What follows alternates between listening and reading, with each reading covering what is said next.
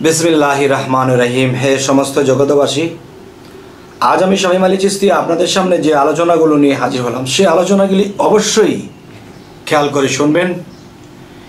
যে জ্ঞান কোনো জ্ঞানী ফালান্না না নয়, সমস্ত জ্ঞানই মানুষের কাজে আসে। আচ্ছা, তো আজকের আলোচনাটা কি করব, যে ভগবান কি নারী না পুরুষ? এখন আমাকে অন্য কেউ বলতে পারে বা অন্য ধর্মের লোক বলতে পারে যে আপনি আমাদের ভগবানের পিছনে কেন লেগেছেন, আপনাদের আল্লাহকে নিয়ে বলেন, এটাও বলতে পারেন।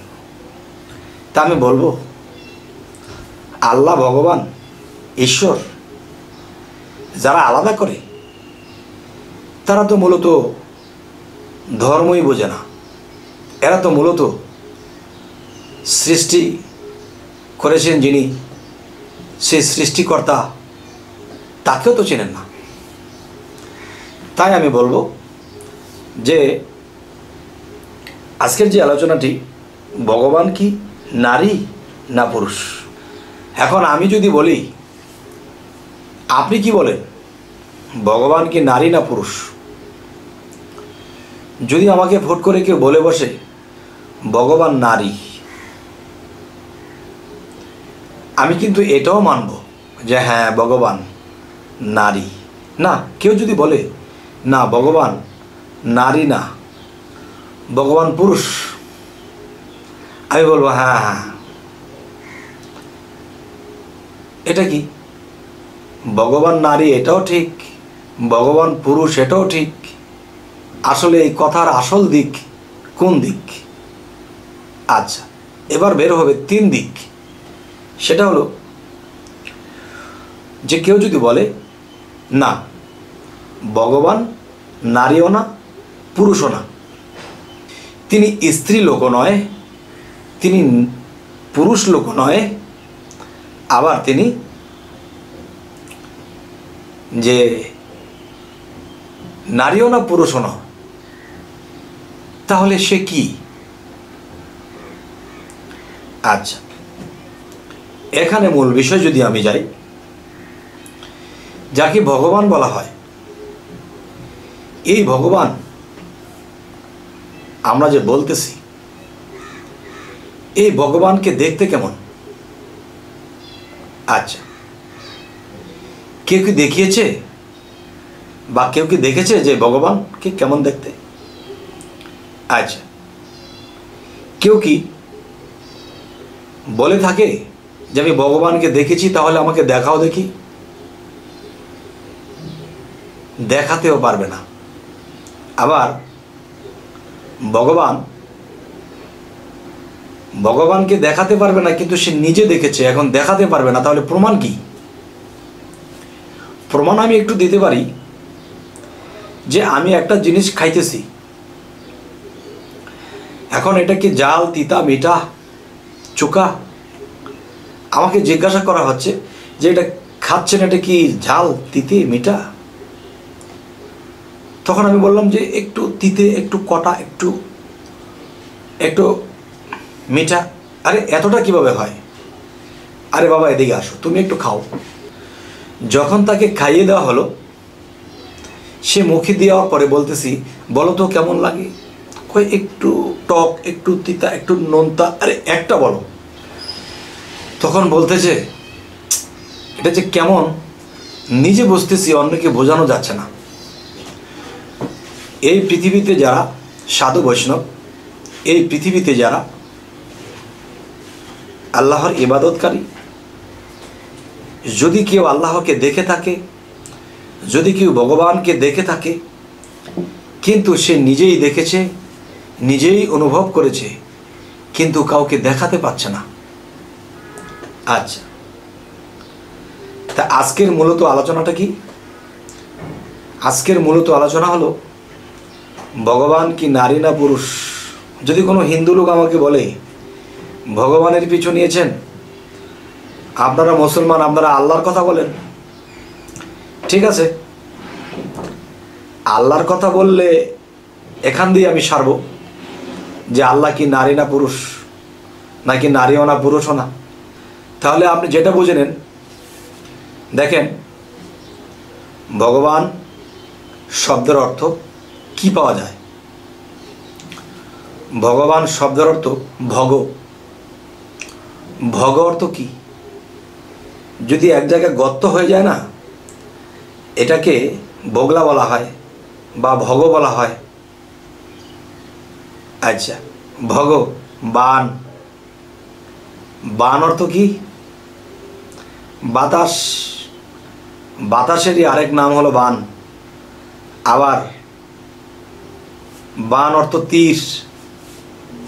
আচ্ছা, তো এখন তীরের এখানে যাব না, এটা অন্যদিকে মন নিতে পারে। তাই বান অর্থ বাতাসের মধ্যে যাই। বাতাসের মধ্যে যদি যাই, তাহলে আমার মুখ থেকে আবার ফুসফুসি পর্যন্ত একটা জায়গা ভগ, ভোগলা।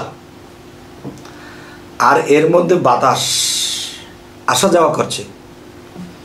এই বাতাসের মধ্যে যিনি ভগবান, যিনি ঈশ্বর, যিনি আল্লাহ এখানে যাওয়া আসা করতেছে। এই ভগবান, এই ভগ এবং বানের মাধ্যমে যিনি ঈশ্বর, যিনি আল্লাহ, তিনি আসা যাওয়া করছে। তাই তো বলা হয়েছে ঘরের ভিতরে অচিন পাখি কেমনে আসে যায়। এই ঘরের ভিতরে যে অচিন পাখি কেমনে যে আসে যায়, যে দেখে সে ব্যাকুল হয়ে যায়, কাউকে বোঝাতে পারে না, কাউকে দেখাতে পারে না। যাই হোক, সেখানেও যাব না। আজকের আলোচনা কি ভগবান কি পুরুষ না নারী? তাহলে আমি বলবো, আপনি হিন্দু হন, মুসলমান হন, খ্রিস্টান হন, বৌদ্ধ হন, যেই হন, এমন কোনো পৃথিবীতে মানুষ আছে যে তার ভিতরে বাতাসটা গ্রহণ করছে না? তার ভিতরে ভগ নামের মুখ হইতে সেই ফুসফুসি পর্যন্ত তার ভগ বা ছিদ্র নেই? আছে। তাহলে এই ভগর ভিতরে যখন বান আসা যাওয়া করছে, এই বানের সাথে সেই ভগবান, যে ঈশ্বর, যে আল্লাহ আসা যাওয়া করছে, তখন আপনার ভিতরে যদি আসা যাওয়া করে, আমার ভিতরে যদি আসা যাওয়া করে, তখন ভগবান বা ঈশ্বর বা আল্লাহ তিনি নারীর মধ্যে যখন যাওয়া আসা করে, তখন তিনি নারী রূপে। পুরুষের মধ্যে যখন তিনি যাওয়া আসা করে, তিনি পুরুষ রূপে। আর তিনি যখন